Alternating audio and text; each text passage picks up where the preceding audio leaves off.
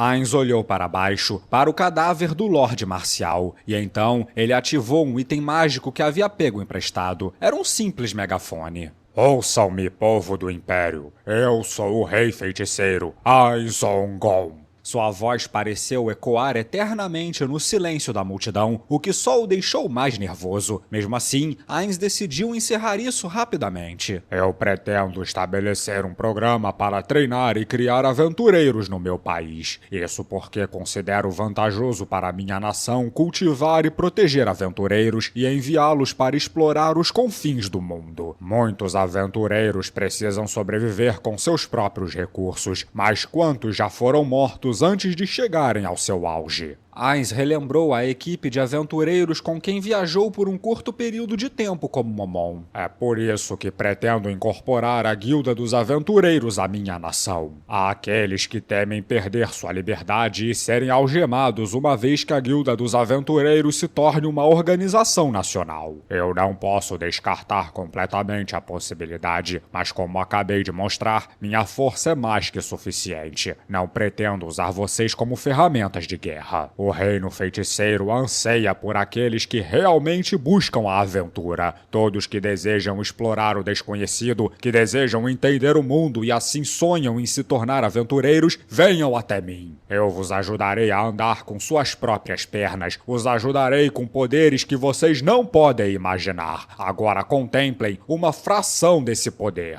Ainz caminhou até o Lorde Marcial e então falou. O Lorde Marcial está morto. Quem aqui vai verificar sua morte? Não houve nenhuma resposta vindo da plateia. A morte é o fim de tudo. No entanto, como alguns aqui sabem, a morte pode ser combatida. Ainz retirou uma varinha e a apontou para o peito do Lorde Marcial. O coração inexistente de Ainz estava batendo forte em seu peito. Seria terrivelmente embaraçoso se ele não voltasse à vida agora. Tomara que o Lorde Marcial fosse um homem de palavra e não resistisse à tentativa de ressurreição. Testemunhem o meu poder. A varinha foi ativada e então o Lorde Marcial respirou e seu peito começou a se mover. A magia de ressurreição é domínio dos sacerdotes de alto nível. No entanto, isso não é um desafio para mim. Claro, um pagamento apropriado em ouro ainda deve ser feito. Eu, aquele que conquistou a morte, vos apoiarei. Venham para minha nação todos que procuram ser aventureiros de verdade. Em meio à comoção, Ainz lançou uma magia de voo. Seu destino era a sala VIP de Djurknev. Olhando ao redor, ele percebeu que apenas Djurknev e seus 2 guarda-costas estavam lá. Os outros pareciam ter saído mais cedo. Ainz ficou encantado por ter menos pessoas com quem se preocupar, mas não disse nada. Sinto muito por tudo, Djurknev, dono. Ora, seu rosto parece melhor agora. Que alívio. Sua tontura enquanto se levantava parecia genuína. No entanto, já que ele estava torcendo tão energeticamente, deveria ter sido algo momentâneo. Não era minha intenção preocupar o Sr. Galdono.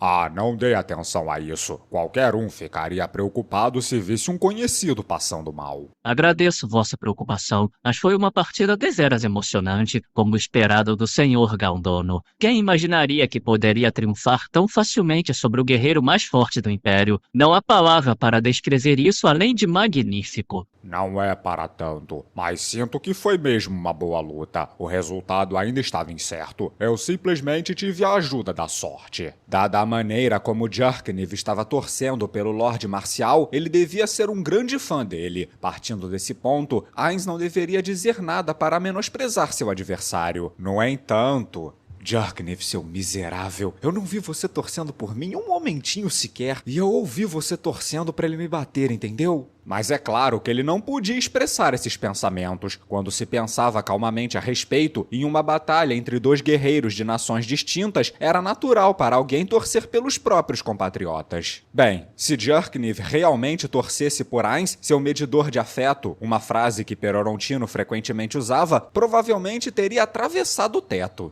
Embora pessoas que não o conheçam possam não saber, eu tenho certeza de que o senhor não é um homem de incertezas, Galdono. Então... Perdão, mas quer mesmo continuar conversando aqui? Ah, sim. Tem razão. Ainz concordou. Em outras palavras, ele não queria conversar com Djurknev por tanto tempo em um lugar como esse. Afinal, ele tinha que evitar ao máximo mostrar para Djurknev que Ainz Ongon era na verdade um homem completamente comum por dentro. Embora Ainz pensasse que seria repreendido por promover o reino feiticeiro na arena do Império e por sua passagem ilegal pela fronteira, Djurknev não parecia querer repreendê-lo por isso. Sendo esse o caso, era melhor dar o fora daqui o quanto antes. Isso foi bem. Ainz engoliu as palavras informais que estava prestes a falar. Falar desse jeito seria como cavar seu próprio túmulo. Foi muito bom, mas compromissos me esperam. Eu o visitarei novamente outro dia, Djurknev Dono. Pessoalmente, Ainz queria escapar com magia de teletransporte, mas ele precisava pegar Ainzek primeiro. Então ele voltaria ao chão e só então se teletransportaria. Enquanto ponderava sobre o assunto, Ainz percebeu que Djurknev estava o encarando com um olhar sério no rosto. Essa não, tenho certeza de que ele vai dizer algo estranho. Uma situação como essa era familiar para qualquer assalariado. Ainz então se virou para olhar para Djurknev. Vossa Majestade, eu tenho uma proposta. O senhor gostaria de ouvir? Não, absolutamente não. O quão maravilhoso o mundo seria se ele pudesse responder assim, não? Ainz decidiu não fugir da realidade, no entanto. Ele sorriu, embora seu rosto não pudesse se mover, e respondeu que Djurknev podia prosseguir. Então eu espero... Não. Eu peço que o Império Baharut gostaria de se tornar um estado vassalo do reino feiticeiro de Ainz Ongon. O quê? Ainz não pôde deixar de exclamar diante dos dizeres completamente inesperados de Djurknev. Seu cérebro ainda não havia analisado o que ele havia acabado de ouvir. Um estado vassalo? Os guardas de Djurknev, ambos homens que Ainz já havia visto antes, também pareciam chocados com isso. Por alguma razão, Ainz sentiu vontade de pôr a mão na testa de Djurknev para ver se ele não estava doente. Porque de repente ele pediu para ser um estado vassalo. Pensando nas implicações disso, que tipo de relacionamento os estados vassalos tinham, afinal de contas? Ainz conhecia o termo, mas o que exatamente significava? E então havia todos os termos políticos envolvidos nisso e assim por diante. Ainz não conseguia decidir algo dessa importância por si mesmo. Ele precisaria discutir esse assunto com Demiurgo e Albedo antes de dar uma resposta. Djurknev Dono, você está propondo tornar sua nação um estado vassalo? Será que o plano dele é formar um laço de amizade entre reis, O que Ainz deveria dizer sobre a questão de um estado vassalo? Será que estaria tudo bem em dizer algo como "Eu não tinha considerado isso"? Todavia, Demiurgo e os outros talvez pretendessem vassalizar o Império desde o início. Para evitar dar corda para se enforcar ou criar algum problema por postergar, a melhor opção agora seria blefar ou algo do tipo. Depois de discutir sobre a direção que suas palavras tomariam, Ainz fez sua resposta. É muito perigoso fazer acordos verbais sobre assuntos tão importantes. Não posso responder imediatamente, mas acredito que tais sugestões devem ser propostas por escrito. Quer dizer que uma vez que eu entregar o documento, o senhor vai aprovar o meu pedido? O quê? É sério que você vai fazer isso? Ainz pensou em perguntar em voz alta, mas conseguiu engolir em seco. Provavelmente foi porque ele havia conseguido se acalmar um pouco. A verdade era que sua supressão emocional havia funcionado e ele não estava mais tão nervoso como estava antes. Ao mesmo tempo, ele estava extremamente grato pelos benefícios desse corpo. Uma quantia infinita de obrigados ainda não seria o suficiente para agradecer por isso. Ainda assim, o problema diante dele ainda estava por ser resolvido. Ai, não foi isso que eu quis dizer. Eu só queria ganhar tempo. Mas ele não podia responder com uma coisa dessas. Ele tinha que pensar em algo que Djurknev pudesse aceitar. Não havia outra maneira. Certamente, Djurknev Dono. Envie-me uma cópia da petição de vassalagem, bem como um rascunho da condição futura e o tratamento que o Império deseja ter para sua residência no Reino Feiticeiro. Quando o fizer, planejaremos cada detalhe. O farei o quanto antes. Vou me esforçar para finalizar rapidamente e entregá-lo às mãos de Sua Majestade. Então, por enquanto, permita-me falar com o senhor como se fôssemos iguais. Eu estarei sob seus cuidados. Embora seu estado emocional tivesse se acalmado, Ainz ainda não tinha ideia do que estava acontecendo e o porquê da situação ter acabado assim. Ele simplesmente assentiu com a cabeça em resposta, e então, tentando não deixar seu pânico transparecer, Ainz desceu até a arena. Ai, como as coisas acabaram assim. Ou melhor, como eu vou me explicar para o Demiurgo e para Albedo? Os ombros de Ainz se encolheram e ele andou como se fosse uma criança que tinha certeza de que levaria a bronca dos pais quando chegasse em casa.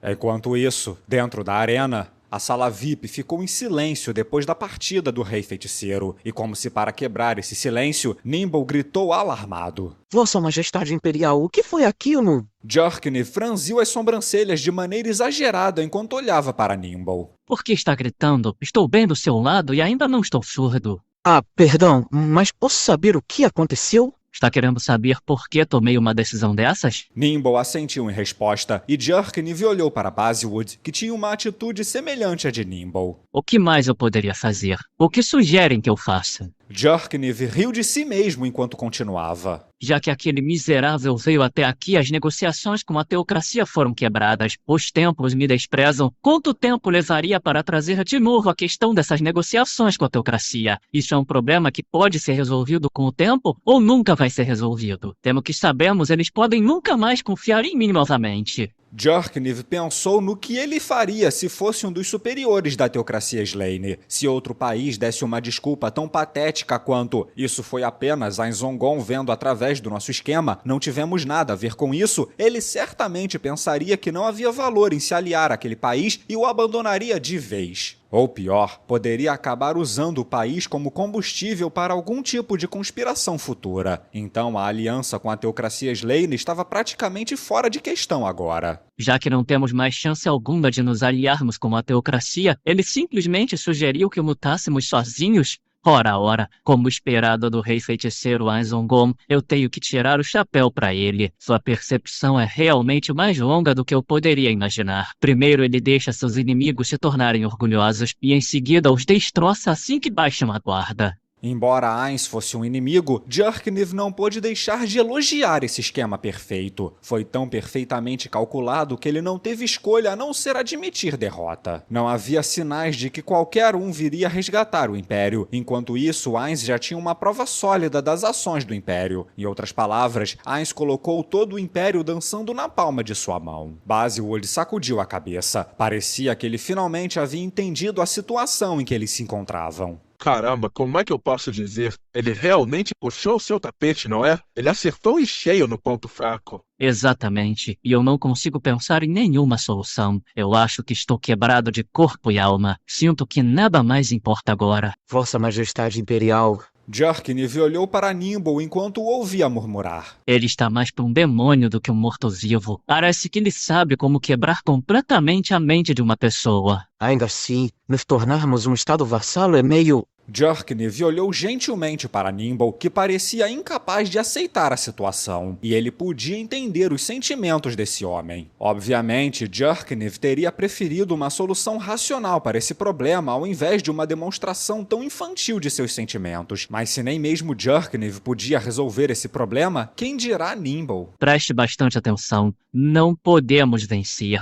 A única opção que temos é, como eu já disse anteriormente, nos convertermos em subordinados. Não consigo imaginar outro jeito de nos opormos a ele. Como devem se lembrar muito bem, já que testemunharam a guerra, está claro que ele é mais poderoso como um usuário de magia. Os dois cavaleiros concordaram com essa afirmação. Mas e quanto a ele lutando como um guerreiro? Vocês acreditam que poderiam matá-lo em um duelo? Jurknif não esperou uma resposta, simplesmente encolheu os ombros e continuou falando. Vocês viram aquilo, não é? Mesmo sendo um guerreiro, o Lorde Marcial nem teve chance. E o que foi aquele final? Ele estava recebendo os ataques do Lorde Marcial e avançando como se nada estivesse acontecendo. Será que ele usou magia? Eu não sei, mas pode ser que sim. Tanto faz, mas em resumo, ele pode tornar qualquer ataque ineficaz contra ele usando magia? Então o assassinato é impossível. Ele pode até ser completamente invulnerável até onde nós sabemos. Mas ele tem um corpo físico, então eu duvido que seja realmente invulnerável. Então como ele saiu ileso de tudo aquilo? Nimble ficou perplexo e olhou para Basilwood ao seu lado, parecendo que estava buscando algum tipo de apoio. No entanto, Basilwood manteve os lábios apertados em uma linha reta, não dizendo sequer uma palavra. Por isso que vamos fazer isso por agora. Reuniremos todas as informações que pudermos sobre as armas do Lorde Marcial, e em seguida vamos reunir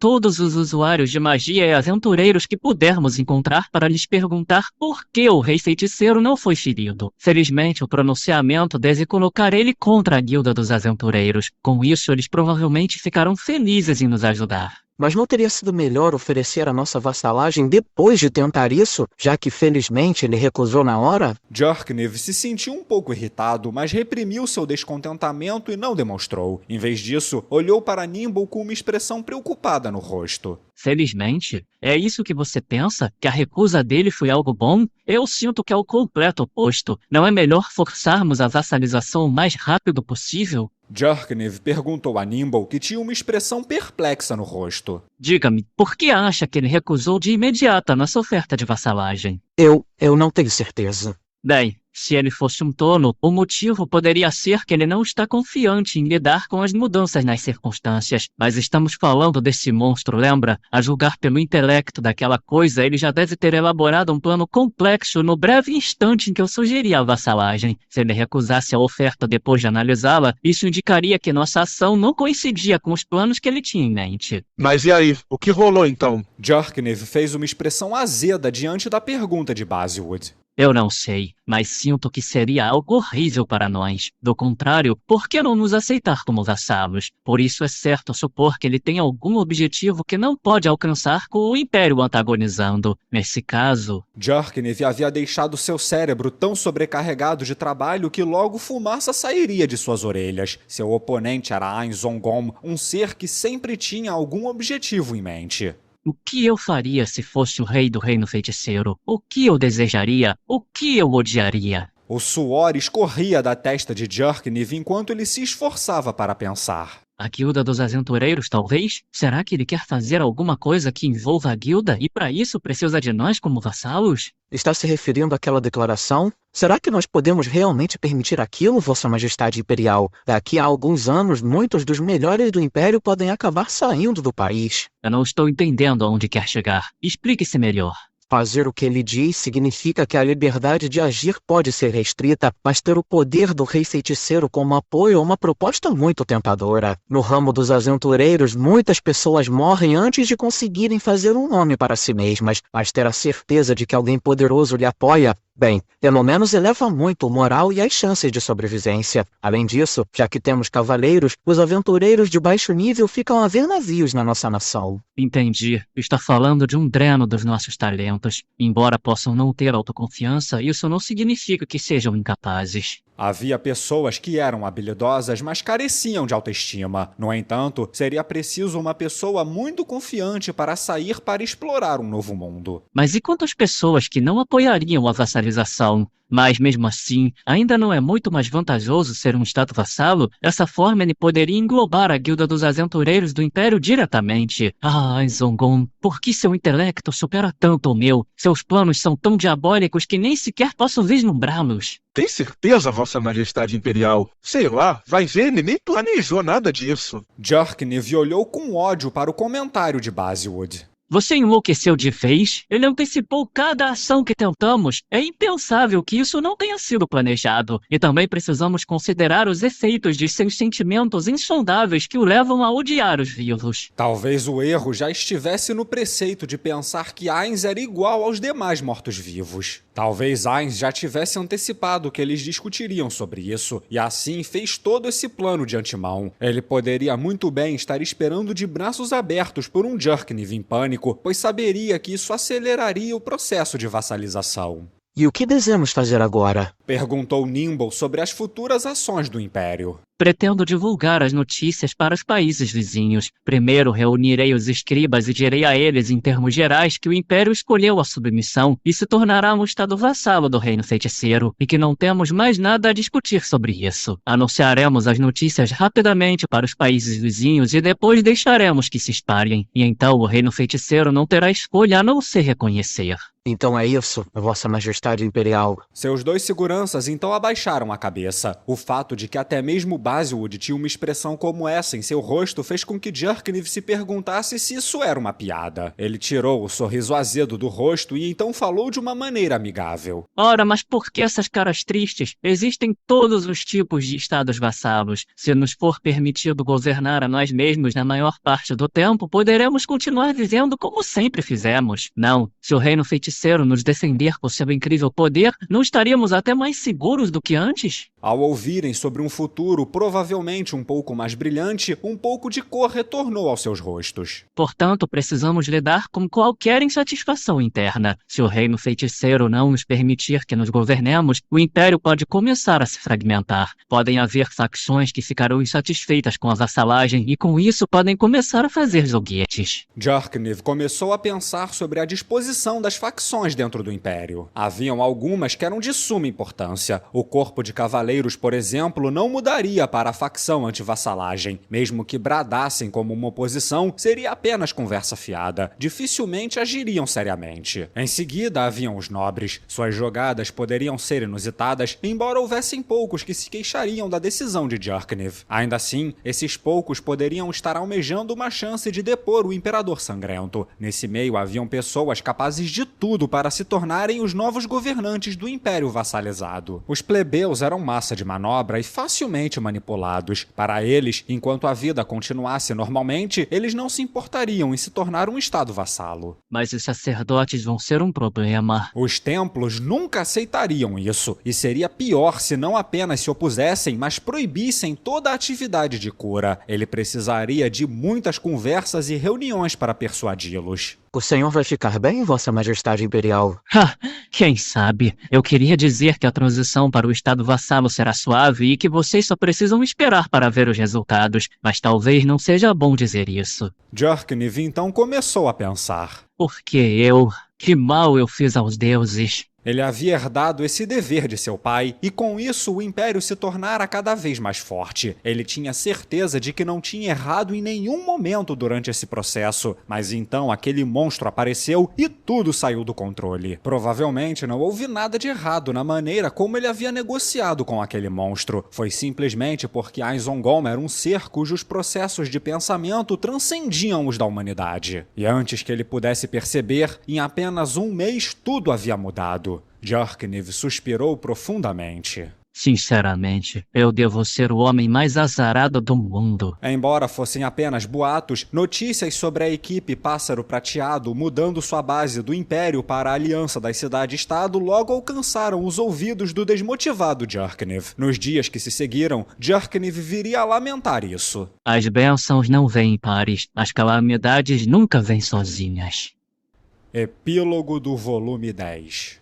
Demiurgo andava alegremente pelo 9º andar da grande tumba de Nazarick. A sensação de voltar para casa depois de muito tempo fora parecia quase uma ilusão de algum tipo. Afinal de contas, ele voltava a este lugar de vez em quando, e o maior período de tempo que ele estivera longe foi uma quinzena no máximo. Assim sendo, a razão para sua percepção equivocada foi claramente devido à alegria que ele sentia ao caminhar por este lugar. Seu humor estava se elevando ainda mais quanto mais perto ele chegava de seu objetivo. Demiurgo nem prestou atenção aos guardas que Cocytus havia colocado em ambos os lados das portas enquanto ajustava sua gravata e inspecionava sua aparência. Naturalmente, ele sempre dava atenção à sua aparência em todos os momentos. Ele não queria que seu mestre o visse em um estado que não fosse nada menos do que imaculado. Depois de uma inspeção meticulosa de sua aparência pessoal, Demiurgo bateu na porta. Uma das empregadas a abriu, colocando a cabeça para fora e verificando quem estava chamando. Demiurgo queria tentar espiar um vislumbre de seu mestre através da brecha da porta, mas ele não podia fazer nada tão vexatório quanto isso. Posso saber se o Ainz-sama se encontra? Sinto muitíssimo, Demiurgo-sama, mas Ainz-sama não está. O humor de Demiurgo instantaneamente foi ladeira abaixo ao ouvir isso, mas ele não deixou que isso aparecesse em seu rosto. Entendo. Então aonde o Ainz-sama está? Sinto muito, eu não sei. No entanto, Albedo-sama pode saber algo a respeito. Ela estava certa. Compreendo. E então onde está Albedo agora? Ela está bem aqui. Demiurgo sabia que Albedo tratava a sala de seu mestre como se fosse sua sala pessoal de trabalho. Por que ela não usava a sala que lhe fora designada? Ele sempre pensava sobre isso, mas depois de considerar a personalidade de sua colega, ele acabou ficando quieto. O que mais importava era a aprovação de seu mestre. Se ela tinha a aprovação de Ainz, então não havia nada que ele pudesse questionar. Ela está trabalhando? Poderia perguntar se esta é uma hora conveniente para que eu a visite? Como desejar. A porta diante dele se fechou e um momento depois se abriu novamente. Por favor, entre, Demiurgo-sama. Demiurgo agradeceu à empregada e depois entrou. Diante de seus olhos, ele viu a supervisora guardiã, sentada em uma cadeira em frente à mesa de seu mestre. A linha de visão dela, antes abaixada, se levantou e se moveu até Demiurgo. Há quanto tempo, Albedo? Ah, Demiurgo fez um trabalho excelente no exterior. Em que posso ajudá-lo hoje? Ah, sim. Diz respeito aos assuntos no Reino Sacro. Eu estava planejando obter permissão para os estágios finais do plano. E para isso vou precisar de um doppelganger. Aonde está o Ainsama por falar nisso? Ele está um pouco longe, duvido que seja capaz de retornar rapidamente. Em outras palavras, ele não estava em Erantel. Caso contrário, ela não teria descrito dessa maneira tão incomum.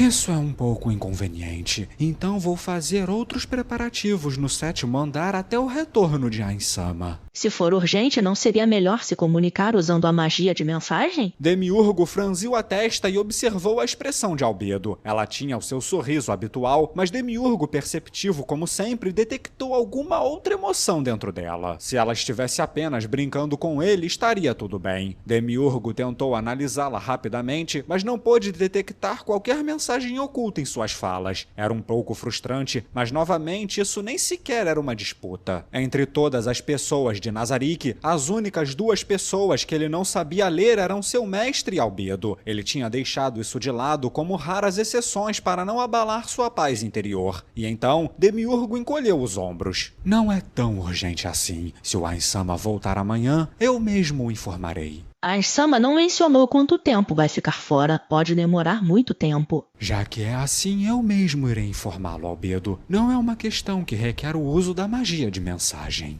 Para, e por que seria? Se é realmente importante, não seria mais leal informá-lo o quanto antes? O contexto do sorriso de Albedo havia mudado. Mais cedo ela usava o seu falso sorriso habitual, mas agora era um sorriso perverso e ameaçador. Ela parecia estar tramando alguma coisa. Parece que ela queria dizer algo nas entrelinhas, não importando as circunstâncias. Ah, mas que cansativo. Demiurgo pensou, tentando afirmar suas razões. Eu desejo mostrar minhas realizações pessoalmente ao Ainsama, por isso não desejo usar tais meios para contatá-lo. Embora eu possa receber seus elogios através de uma magia de mensagem, no fim eu ainda preferi ouvir sua voz pessoalmente. Isso é tudo. Esse não é um sonho compartilhado entre todos nós em Nazarick? Ah, sim, com certeza, Demiurgo. Todos nós nos sentiríamos assim. Então, para onde o Ainsama foi? Ele foi visitar o Reino dos Anões, onde poucos fizeram contato diplomático até agora. Sendo assim, não sabemos quanto tempo vai demorar.